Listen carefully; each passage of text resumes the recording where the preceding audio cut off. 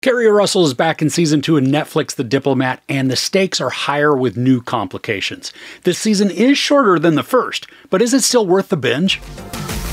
A deadly explosion in the heart of London shatters US Ambassador Kate Wyler's world and makes her worst fears unfold, that the attack that brought her to the UK didn't come from a rival nation. It came from inside the British government. Alright, so this picks up immediately where the first left off. A bomb has exploded in London, killing and injuring several. Keri Russell's Kate Wyler rushes back to England from Paris and then is embroiled in a twisting search for the culprit and the truth. Now, because of the shortened season, the energy, it's almost unrelenting. We go from one high-tension scenario to another, each with mounting risks and consequences. Keri Russell, she is still awesome in the role, where she has all of the experience from watching her husband win that same role, but then also learning from his actions so that she can carve her own path. And I love how they have kept her true to how the character was introduced, having her kind of disheveled, much less concerned about her appearance than she is for getting the job done. And she's confident, but not overly so. She's also compassionate too. She will make some cutthroat decisions, but then, endearingly, also have the outcomes weigh on her heart.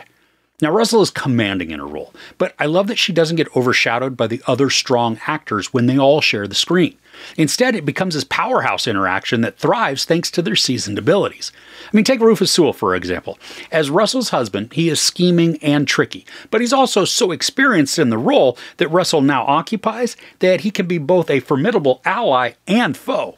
I mean, he's a large presence when in the frame. Sometimes that's just because of his sneaky looks or his quiet expressions. He can say a lot with his face without opening his mouth, and all of these end up complementing Russell's performance by making her waver or maybe double down. Now, Rory Kinnear is also an excellent counterpart to Russell. As the Prime Minister, Kinnear is brash, explosive, childish at times, and powerfully reactionary.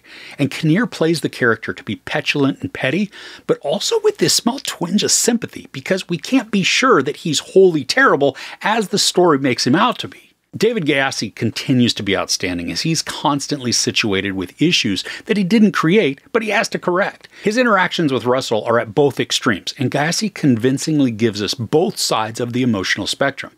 You can feel how fed up he gets at times with his disdain just dripping from his delivery. And while he could come off as sort of a jerk, especially towards the latter half of the season, the character feels more realistic and believable because he's not so wishy-washy in his actions and emotions. I continue to be blown away by the production. This has a very British look and feel to how it's filmed and displayed. We often get very wide shots with characters minimized within the frame, creating this sense of scale to the surroundings. And for a series, this is very cinematic, which is another attribute of so many British productions. I mean, it's rare that any sequences in this look like a TV show, even though so much of what we still see has this sheen to it, lacking that grittiness of film. And this isn't so polished and clean that it looks like it's been Disneyfied, because you know what that looks like.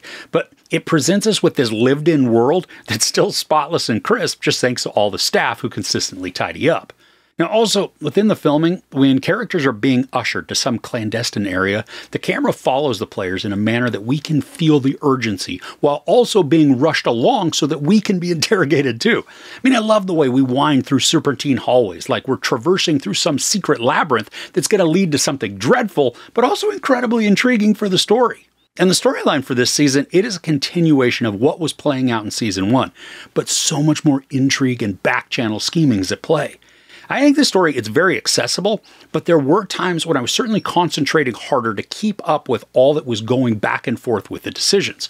The situations are fluid, and they provide a lot of excitement as well as the drama, throwing in personality conflicts alongside the potential espionage and treachery. And with all of these things entering the mix and providing the complications, the story never loses its focus by getting distracted by tangents. I mean, there are still small side plots at play as we follow different character relationships or something like that, but they never are made central enough to overtake the main story. Like, take the relationship between Ali An and Ato Asando's characters. They're dynamic, it's really fun, and it's engaging, but it's played up sporadically so that it enhances the storytelling rather than detracts or distracts. Now, I was really enjoying the rising tension from the story. As the cloak and dagger builds, and that's then combined with high-stakes decisions and personality clashes, the pacing becomes urgent and driving.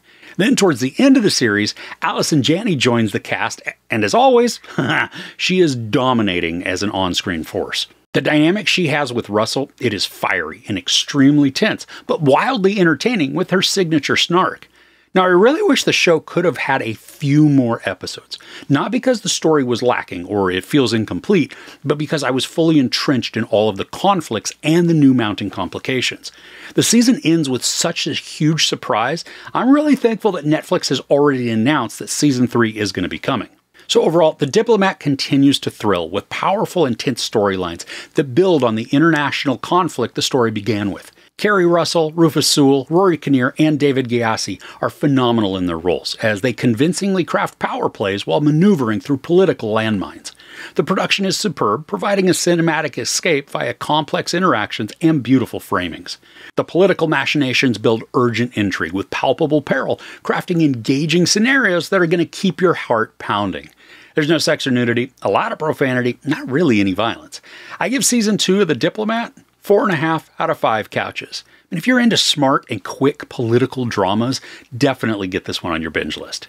Are there any political thrillers that you enjoy watching? I'd love to hear about them in the comments below. If you enjoyed this review, please give it a like. Also, don't forget to share and subscribe. I'm Chris. This is Movies and Munchies. Thanks for couching with me.